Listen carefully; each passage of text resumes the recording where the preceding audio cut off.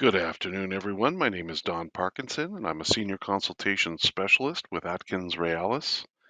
Today, we are continuing our series of live stream topics on the Northern Road Link project as it moves through the provincial environmental assessment and federal impact assessment processes.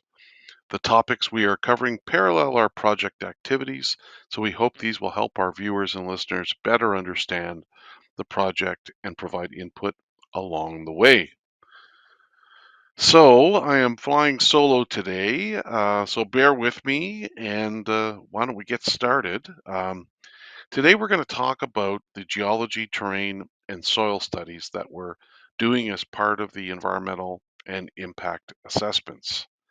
And I'll start off with a discussion of what we're going to talk about today, sort of a run through of everything we're going to talk about. We're going to talk about the geology, terrain, and soil study plan objectives, the overall purposes of these field studies, just so people can see the big picture of things. We're going to talk about the investigations and how they can help the EA and IA, or how they will help the EA and IA, and then the specific activities such as drilling and well investigation, soil and sediment sampling, aggregate source investigations, geotechnical field investigations, and geochemical investigations. We'll talk about what's been done so far, and then we'll wrap up with how you can contact us so we can get your input. So let's start with the study plan objectives. And what does it involve, basically? So what we're trying to do in general is collect baseline information on the sort of the structure of the earth and the composition, geochemistry, geohazards like erosion, height of the land, which is like which is also called topography, the shape of the land, the height of the land, soils, and sediments. So sediments found at the bottom of lakes, rivers, and streams. So we're just trying to get that baseline information to sort of get that snapshot of the way things are now. So we want to just, in doing that, we want to describe the geology both locally and regionally. We want to describe the potential geological hazards like erosion. We want to look at the chemistry of the materials that would would be used for construction, which are disturbed because they're accessed from the project study area, such as the rock and the gravel. We want to look at the chemistry of those materials to see if they might cause harm to the environment. We uh, we want to look at the potential for contamination of soils or sediments by understanding the soil and sediment in the project study area. And then finally, we want to describe the soil layers and depths for multiple purposes.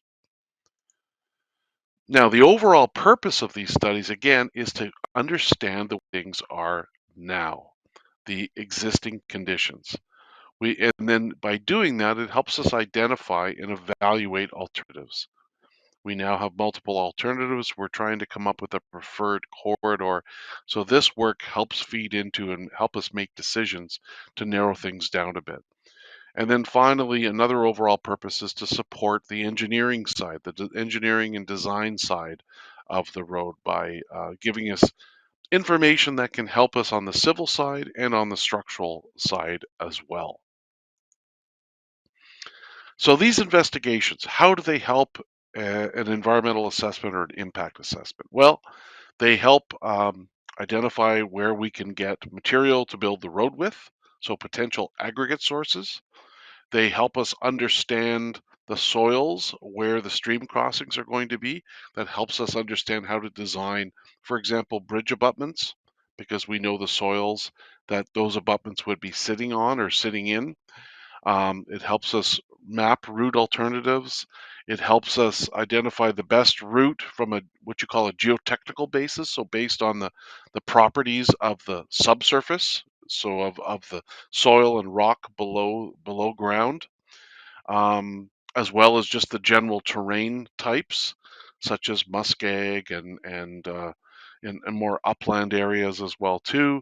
Um, and then finally the consultation process, environmental and geotechnical studies With them happening at the same time as the initial design, that helps our field programs, our geotechnical field programs, to look at what's underground, be reassessed and evaluated, and and and adjust based on where we are in the project. So this work it's changing. The locations where the sampling is done changes over time based on information that's been collected as part of the project. So when we talk about drilling and well investigation, what we're trying to do there is get a sort of a vertical profile of what's happening underground. So we're trying to understand the layers of soil or rock and how thick they are and be able to describe them sort of technically. And then at the same time, when we do this work, quite often we might be installing water wells. And we're doing that so that we can understand groundwater levels. When you install what's called a piezometer, it helps you understand measure the depth to groundwater, and then that helps us understand how groundwater levels change from season to season. And then we're also able, in some cases, to take samples of the groundwater and then test those samples as well.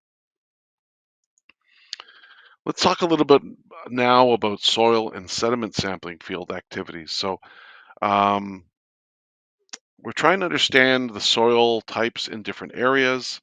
We do sort of preliminary work by looking at superficial geology, quaternary deposit maps. So these are geology maps, bedrock geology maps as well. We look at these and we, we're trying to understand, what we're trying to do is understand um, what types of soil are in these places, especially in the places where, we are hoping to get construction material, such as gravel and crushed rock as well too.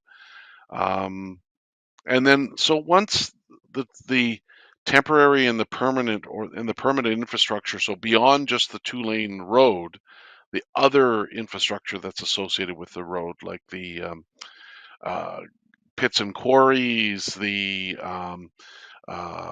construction camps, laydown areas. Once we start getting that information, we try to understand. We'll do some additional work to understand what the soils are in those areas to help us with um, positioning these areas and understanding when we're building permanent structures how to build them as well too.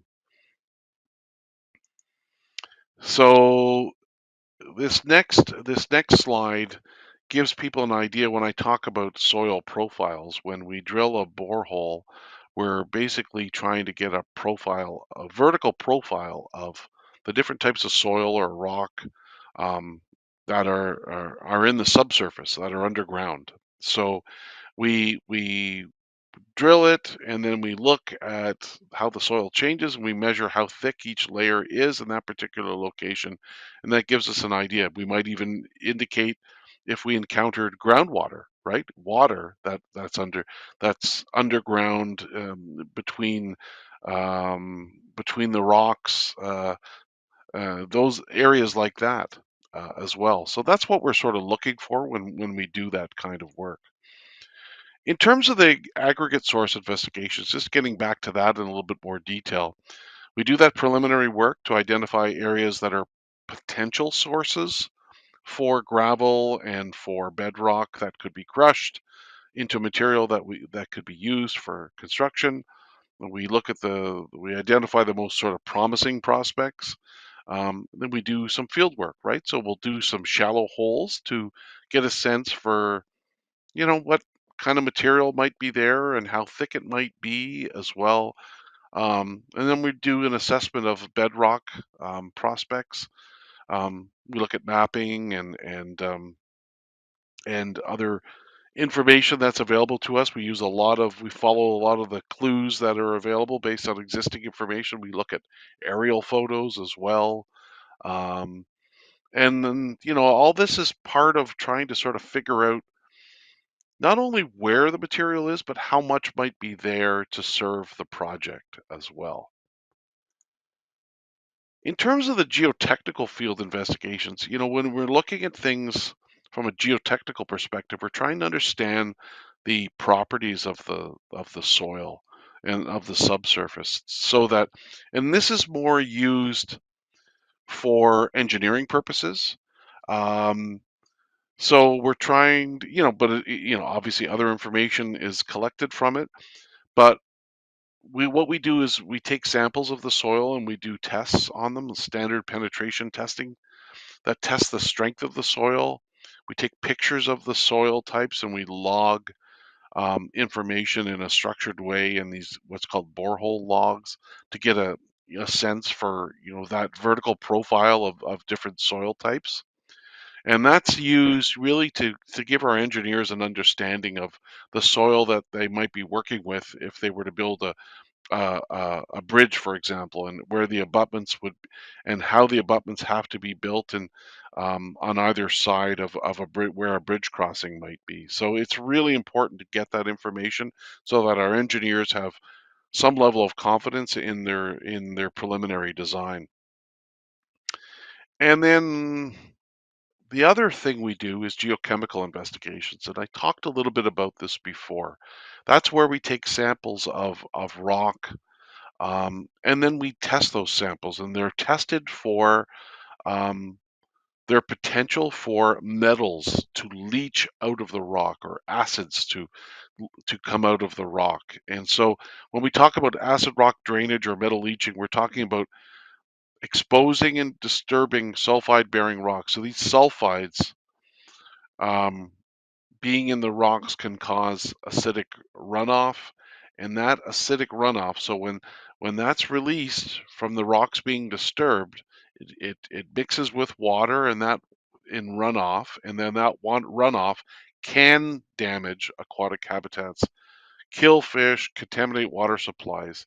It can also corrode, and this is an important one, concrete foundations and bridges, metal culverts and pipes. So that's why we need to understand the rock. So we understand where the rock is, where the gravel is, but we still have to test it to see what potential it might have for causing further contamination, because we don't want to do that. So that's another activity that's involved in our geology, terrain, and soil investigations.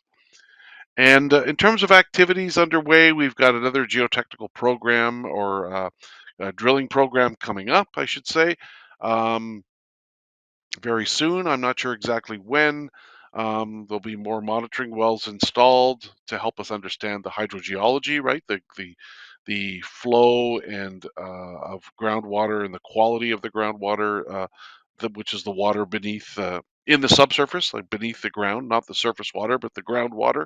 Um, so we've got those activities underway. There's lots going on that front. And again, this program shifts as we learn more about where we want to put the road as well, too. So that wraps up today's discussion of geology, terrain, and soil studies. We hope this was helpful, and we hope it encourages you to join us again next week when we talk about the aquatic studies. Don't forget to keep in touch with our project team members via the contact information on our website, northernroadlink.ca. And I'd just like to say miigwech and make sure to look out for our project updates on social media and our website.